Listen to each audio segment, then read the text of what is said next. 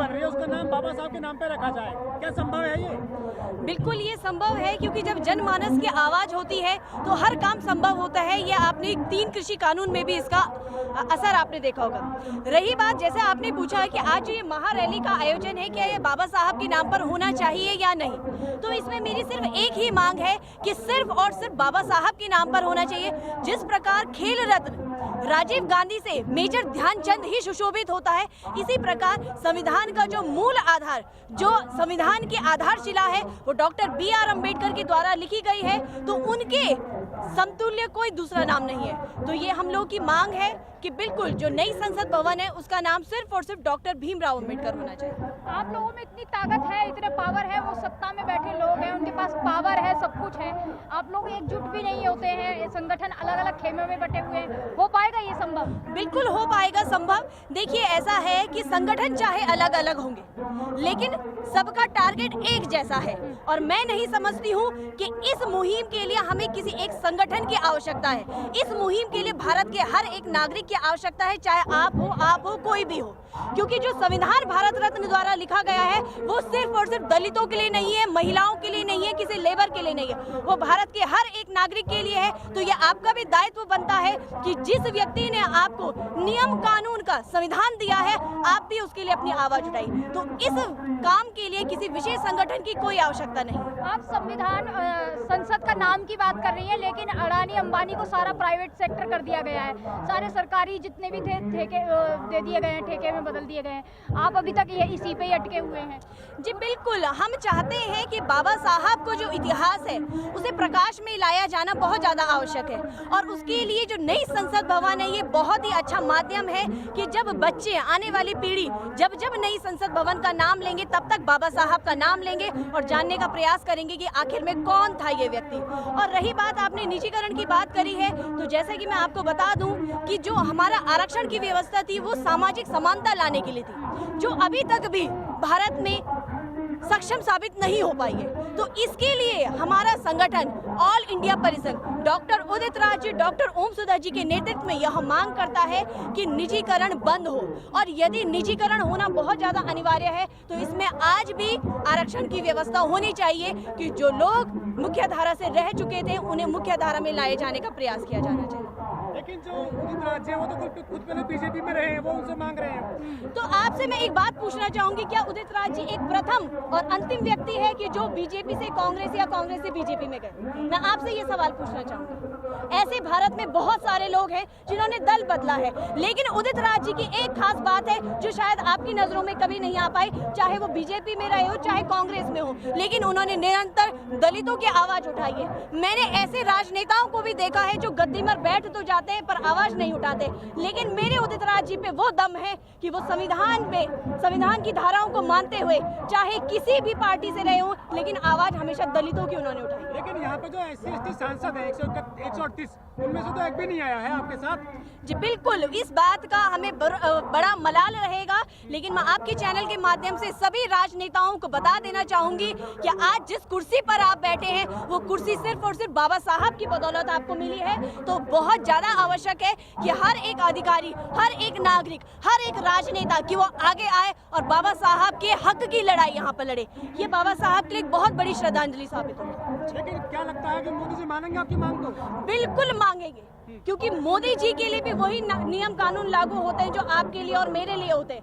मोदी जी के लिए भी संविधान निर्माता बाबा साहब ही हैं, तो उन्हें बिल्कुल बेशक माननी होगी हमारी ये बात कि नई संसद भवन का नाम हो तो डॉक्टर भीमराव अम्बेडकर। किसानों ने आंदोलन किया था 13 महीने, 700 किसानों की मौत हुई थी, तब माननीय सरकार। जी बिल्कुल, तो ये एक एग्जाम्पल सेट हुआ है सरकार के लिए। अंततः निर्णय ये था कि सरकार ने अपने तीनों कानून वापस लिए हैं, तो हम वर्तमान सरकार से ये अपील करते हैं, गुजारिश करते हैं कि ये गलती पुनः दोबारा ना हो, और कानून लाना और ये दोनों ही अलग मैटर है। ये तो नाम आ जाएगा बाबा साहब का संसद के ऊपर, तो दलितों को फायदा क्या होगा इससे? देखिए ऐसा है, फायदा तो घर के आगे नेम प्लेट लगाने से भी कुछ नहीं होता है। अगर आपके घर के आगे, मैं अपनी बात पूरी कर देती हूँ, घर के आगे जब नेम प्लेट लगाता है तो उससे व्यक्ति को एक सुकून और एक मान प्रतिष्ठा महसूस होती है। तो मैं समझती हूँ कि बाबा साहब जिनका नाम पूरे विश्व में बसता है, जिनका डंका पूरे विश्व में है, आप गूगल करके देखिए symbol of the knowledge doctor BR Ambedkar, तो उनके नाम पर ये होना बहुत ज्यादा आवश्यक है। और मैं एक और बात वर्तमान सरकार को कह देना चाहती हूँ कि इसमें आप हमें आंदोलन के लिए विवश ना कीजिएगा। लेकिन देश में तो हिंदू राष्ट्र की बात चल रही है जी। मनुस्मृति की बात होती है जी नहीं, तो मनुस्मृति की बात हो, चाहे इस्लामिक धर्म की बात हो, किसी भी बात की धर्म हो, लेकिन ये मुद्दा इन सब बातों से परे है।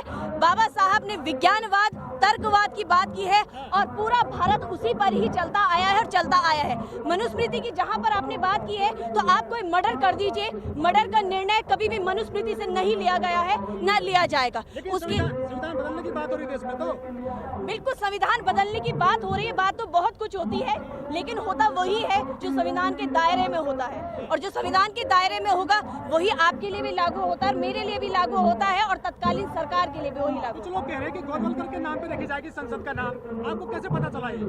बिल्कुल, ये हमारे भी कुछ सूत्र है, जैसे कि आप लोगों के पास कुछ जानकारियां आ जाती है, हमारे पास भी आती है, और नाम किसी का भी हो हमें उससे कोई आपत्ति नहीं है, पर हमें इस बात से आपत्ति है कि अगर बाबा साहब का नाम संसद भवन में नहीं हुआ तो बहुत उग्र आंदोलन आप सभी को देखने को मिलेगा, जिसके प्रत्यक्ष प्रमाण आप लोग भी होंगे। और दूसरी बात मैं कह देना चाहती हूँ कि जैसे भारत में एक नारा है कि दलितों की संख्या 85% है, तो आपके चैनल के माध्यम से मैं उन दलितों को आगाह और चेतना जगाने आई हूँ कि वो 85% की कीमत बताने का मौका आ चुका है कि आप आइए और अपने हक अधिकार की बात। लेकिन आप जो डिमांड कर रहे हैं कहीं मीडिया में खबर नहीं है आपकी जो मांग कर रहे हैं? नहीं, बिल्कुल हमारी मीडिया में खबर नहीं है, क्योंकि मीडिया में पर्याप्त संख्या में हमारे रिपोर्टर भी नहीं है।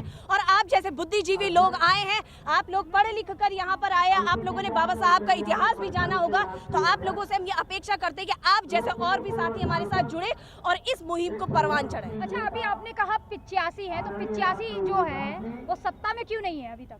बिल्कुल सत्ता में नहीं है, क्योंकि उसके बहुत सारे कारण हैं। हमारे लोग तो आज भी इस मुहिम में आगे नहीं आए, क्योंकि कहीं ना कहीं उन्हें सामाजिक मतभेद का सामना आज भी करना पड़ता है। आप शहरों में जाइए तो हम शहरों में कहते हैं कि अब जातिगत भेदभाव नहीं होता है, पर जातिगत भेदभाव तब होगा कि जब आप शहरों में अपनी असलियत के साथ रहेंगे। शहरों में आके लोग कास्ट बदल देते हैं, अपनी पहचान छिपा लेते हैं, तो कहीं ना कहीं समाज में जब इंद्र सिंह मेघवाल जैसा केस हो सकता है, हमारे उत्तराखंड में एक सुखी ढांग का केस हुआ था कि जहाँ पर भोजन माता अनुसूचित जाति की होने पर, आप लोगों ने भी वो खबर देखी, क्योंकि बच्चों ने खाने का बहिष्कार कर दिया। मैं एक बात सोचती हूँ कि जिन बच्चों को नाक पोंछना तक नहीं आता, उन्हें ये जाति का भेदभाव कौन सिखाता है? तो अब वर्तमान में भी ये सारी कुरीतियां हैं, जिस वजह से हम लोग आगे नहीं आ पाए। एक सवाल और आपसे, बाबा साहब की मूर्ति तोड़ी जाती है पूरे देश में बड़े पैमाने पर, वो नाम कैसे सहन कर लेंगे बाबा साहब का संसद पर? करना पड़ेगा, क्योंकि आप भी उसी भारत की जनसंख्या का हिस्सा है और हम भी उसी भारत की जनसंख्या का हिस्सा है। मैंने जब ये कैंपेन चलाया था तो मुझे कई सारे लोगों को इस बात से भी सामना करना पड़ा कि ये जो संसद भवन बन रहा है ये आपका और मेरा नहीं है, 140 करोड़ जनसंख्या का है। तो आपके चैनल के माध्यम से मैं उनको ये बात बता देना चाहती हूँ कि उसी 140 करोड़ जनसंख्या का हिस्सा हम भी है।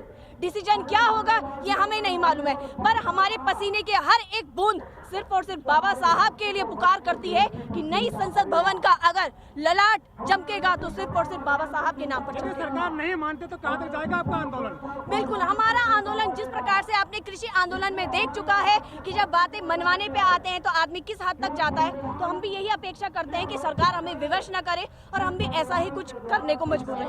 क्या किसी भी दलित संगठन में, किसी भी दलित बहुजन संगठन में इतनी क्षमता है जो 6 महीने सड़क पर रह सके? देखिए, बिल्कुल ये बात आपने सही कही है, पर इस बात से पहले ये बड़ा सवाल है कि हमें आंदोलन की आवश्यकता ही क्यों पड़े? क्या आप जैसे बुद्धिजीवी लोग नहीं चाहते कि जो भारत रत्न है, जिसे ज्ञान का प्रतीक माना जाता है, उसका नाम संसद भवन पे हो? मैं एक बात कहना चाहती हूँ कि इसे आंदोलन का वाक्य दिया ही क्यों जा रहा, आंदोलन का शब्द दिया ही क्यों जा रहा? आप कह रही हैं कि निजीकरण नहीं हो, आरक्षण हो। आरक्षण रहेगा कहाँ? जब आपकी संस्थाएं बिक जाएंगी, पब्लिक सेक्टर बिक जाएंगे, तो आरक्षण कहाँ लेंगे? तो मान्यवर, जब आप इस रैली में आए होंगे तो आपने हमारा बोर्ड और पैम्पलेट भी उसमें पढ़ा होगा, जिसमें एक मुद्दा ये भी है कि निजीकरण का विरोध हो, और अगर निजीकरण होना बहुत ज्यादा आवश्यक है भारत के विकास में, तो वहाँ पर आरक्षण व्यवस्था होना जरूरी है। 133 तकरीबन एमपी जो है हमारे लोकसभा में है, किसी की जुबान से आवाज नहीं निकलती है संसद में। प्रतिनिधियां चुनकर जाते हैं लेकिन आवाजें नहीं आती। क्यों? क्या हमारी अपनी खामियां नहीं है? बिल्कुल, जो खामियां हैं उन खामियों को दूर करने के लिए आप जैसे चैनल है, आप जैसे कैमरे हैं कि जिन तक हम अपनी बातों को पहुंचा पाएंगे। ये किसी भी व्यक्ति के लिए संभव नहीं है कि भारत की 140 करोड़ जनसंख्या के पास जाए, घर घर जाए और उन्हें चेतना दे सके। उसमें आप लोगों की अहम भूमिका रहती है। तो आप लोगों के चैनल के माध्यम से मैं आप लोगों से भी आग्रह करना चाहूंगी कि आप लोग जिस दिन अपनी भूमिका को साकार साबित करेंगे तो उस दिन भारत में ये चेतना भी आएगी और लोग अपने हक अधिकारों के लिए खुलकर लड़ पाएंगे। लेकिन जो बीजेपी में एक मंत्री हैं हेगड़े साहब, वो तो कह रहे हैं कि हम संविधान बदलने आए हैं, आप कह रहे हैं कि बाबा साहब के नाम पे संसद रख दीजिए आप नाम। देखिए, संविधान को बदलने का हिम्मत अभी तक किसी में नहीं है। आप संविधान को तोड़ सकते हैं, मरोड़ सकते हैं, पर उसे खत्म अभी तक आप में से या मुझ में से कोई नहीं कर सकता। और जिस दिन ये बात आई उस दिन पूरा बहुजन समाज विवश हो जाएगा। और बहुजन समाज ही नहीं, सिर्फ आपको भी विवश होना चाहिए कि जो संविधान, जो नियम कानून आपको न्याय दिलाते हैं, उसके हक अधिकार का संरक्षण करना आपका भी दायित्व बनता है। सुदामा कोटा को तो आप रोक नहीं पाए, क्या आपको लगता है कि विवश होगा? जी बिल्कुल, हम लोग नहीं रोक पाए और उसके पीछे हम असफलता को अपना मानते हैं, लेकिन हमने ये नहीं कहा है कि हम गूंगे हो चुके हैं। हम बिल्कुल अपनी आवाज उठाएंगे। आपने बिल्कुल इस बात की बात करी। मैं ईडब्ल्यूएस कोटे पे आना चाहूंगी कि आपको मालूम होगा ईडब्ल्यूएस कोटे का जो क्राइटेरिया है वो है आपका 8 लाख रुपए सालाना, सही कह रही हूँ शायद मैं। और वही अगर हम SC ST कोटे की बात करें तो वो है 2.5 लाख या 3 लाख ज्यादा से ज्यादा। तो 8 लाख का मतलब होता है कि जो व्यक्ति मासिक आय ले रहा है 65,000 या 60,000, वो व्यक्ति गरीब कहाँ से? यानी कि ये सरकार की कहीं ना कहीं हमारे साथ एक धोखा है। और उसमें आपके चैनल के माध्यम से मैं सारे बहुजनों को जगाना चाहूंगी कि जागिए और अपनी आवाज को उठाइए। आपकी आवाज डॉक्टर उदित राज बने हैं, उनकी आवाज को आपकी आवाज की सहायता है। आपका आंदोलन कहाँ तक जाएगा? क्या संगठन है आपका? संगठन क्या है आपका? किस तरह से आप कैंपेन चला रहे हैं इसके लिए? जी बिल्कुल, हमारे संगठन का नाम है ऑल इंडिया परिसंघ SC ST OBC माइनॉरिटीज, इसमें सभी इसके अंतर्गत आते हैं। और लोगों के अंदर चेतना जगाने का हमने काम किया है, उसी का ही प्रमाण है। मैं उत्तराखंड से हूँ और उत्तराखंड के साथ ही भारत के 28 राज्य के लोग यहाँ पर आए हैं, प्रतिनिधित्व कर रहे हैं। तो ये दिल्ली की बात है, ऐसा ही कुछ हमारे हर राज्य में चल रहा है। हर राज्य में अखिल भारतीय परिसंघ का डंका बजता है और लोग हमारे साथ जुड़ते हैं।